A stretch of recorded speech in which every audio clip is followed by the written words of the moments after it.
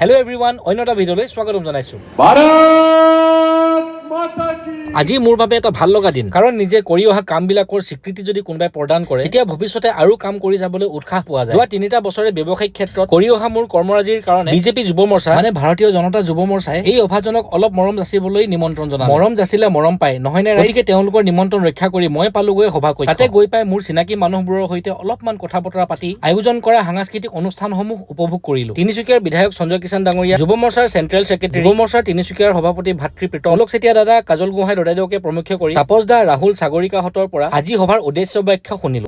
এয়া কি, মাইক্ৰফোনত কোনোবাই মোৰ নাম লোৱা যেন লাগিলে আৰু ঘপককৈ মই ষ্টেজ পালোগৈ। যেতিয়া কিবা এটা কাম কৰি থকা হয় আৰু সেই কামটো সামাজিকভাৱে যেতিয়া স্বীকৃতি প্ৰদান কৰা হয় তেতিয়া ভাল লাগেই দিয়কচোন। আৰু তেওঁলোকে আগবঢ়োৱা যুৱ প্ৰতিভা বঁটা ময়ো অন্তৰেৰে গ্ৰহণ কৰি আগতে গান গাই মানুহৰ মৰম আৰু স্বীকৃতি পাইছিলো, কিন্তু এইবাৰ অলপ ব্যতিক্ৰম। আজি 3 বছৰ আগতে আৰম্ভ কৰা ব্যৱসায়টোৰ কাৰণে যুৱ প্ৰতিভা বঁটা মোলৈ আগবঢ়োৱাৰ বাবে ভাৰতীয় জনতা যুৱ মৰ্চাক মোৰ ফালৰ পৰা আন্তৰিক ধন্যবাদ।